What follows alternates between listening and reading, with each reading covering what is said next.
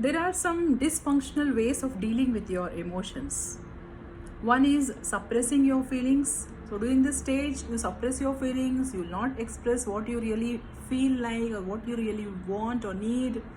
You will not speak up when your boundaries are being violated by the other person, and then keep quiet as if everything is normal.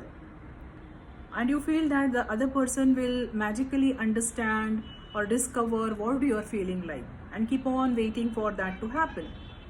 But if you do not tell, how will the other person come to know? How will they know what you are feeling and what is your problem? Second thing is denying your feelings. This is many times it happens that you go into a denial mode and act as if the problem does not exist at all.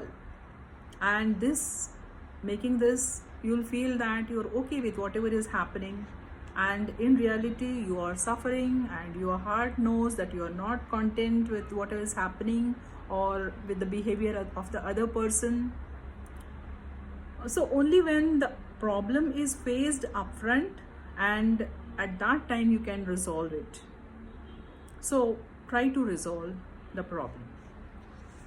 Expressing your feelings with a passive aggression. This is the most commonest thing people do.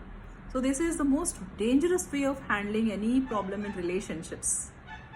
You sometimes signal microaggression by rolling the eyes and raising the tone, making some sarcastic comments, conveying your frustration through some actions and anger towards the other person. So what happens here? Here the situation becomes more worse. Next thing is blaming the other person. This is also a common thing which happens. So the easiest way to avoid the responsibility or the accountability of the situation, the easiest way is to blame the other person. So you know that the person is toxic for you. You must know that you have a choice to walk away. So instead of blaming them, it's better to walk away. But before that, resolve the problem, communicate your feeling so that the other person comes to know, or maybe you give a chance for them to change. Another thing is silence.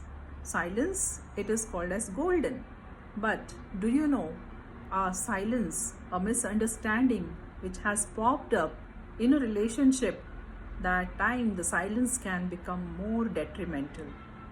So you may use sometimes the silence as a weapon to keep the other person guessing what's happened to you, or keep the other person in a confused mode.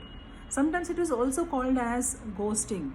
So the person who is remaining silent without any communication is the ghoster, and the victim who is in a confused mode is the ghosted one.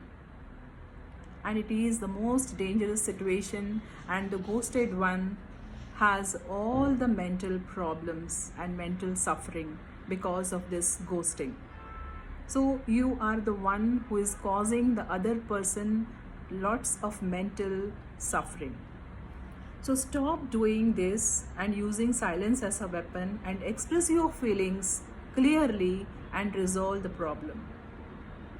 Then another thing which happens is, it's not me, it is them.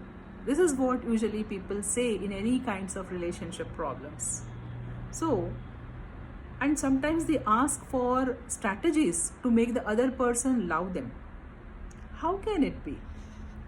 So strategizing for the other person to love them rather than changing yourself. So is it not ironic that we judge others by their behavior and forgive ourselves for whatever we do intentionally? So understand, people cannot read your mind. So you need to communicate your needs to them. Also, if the person in a relationship is so toxic, why are you still holding to them? So that is one question we need to ask ourselves. Why are they doing this to me? And start asking, why am I allowing this to happen to me? So do not ignore the red flags in the beginning itself. because you have your instant intuitions and you know what red flags you're facing in your relationship. So because eventually you will have to leave them because of all these things which happen finally in the end. So if you ignore the red flags, embrace the heartache to come. This is the only thing which one has to realize. So this is about relationships and how to tackle them. There are no specific strategies to make the relationships better rather than changing yourselves, changing your own mindset, and trying to do something for yourself and loving yourself, caring for yourself. That's all. This is Dr. Rajeshwari Rapata signing off until we meet again.